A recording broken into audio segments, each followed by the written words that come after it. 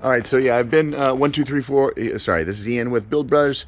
Going to go ahead and continue my inspection around the underside of the home, and the eaves look really good. Looks like a fairly fresh coat of paint on them, and I haven't seen any evidence of leaks or water damage or termites or anything like that. And that paint really helps.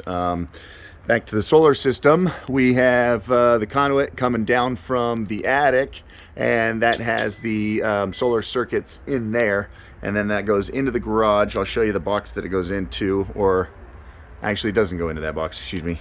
It comes down and goes into the back of the electrical panel. So taking a quick peek at this electrical panel, if you look at the bottom left hand corner of this little screen here, you see that box triangle that creates an arrow to the left. And what that tells us is that the solar is producing more electricity than the house is using, and then there's actually a negative usage number there. So that's a good sign. Tells us that the solar is working. Sometimes this will tell us who installed the system, but that does not have their information on there, and supposedly they're out of business anyways.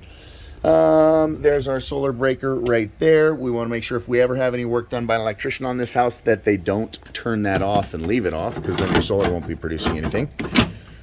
No indication that this is like a lease or a power purchase agreement or owned by anybody else. And again, it's a clean install. There's not a whole bunch of equipment on the wall. If we come into the garage, we've got a sub panel right here, and this is for just the solar breakers. And then both of those are in the on position.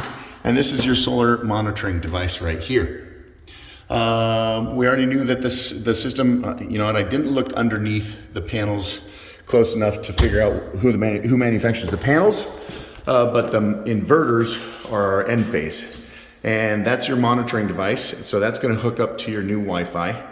Unfortunately, Enphase is going to charge you $350 for a change of ownership on the monitoring. And then you can name your servicer, my company or any other company. Enphase warranty is excellent. If there is any bad, once the monitoring is back up and running, because it has Wi-Fi, if any of the microinverters are down, they'll actually ship those to you automatically. Guessing those have been sitting around since the solar was installed. I don't know why there's so many extras, but yeah, that's nice that you got some extra tile laying around.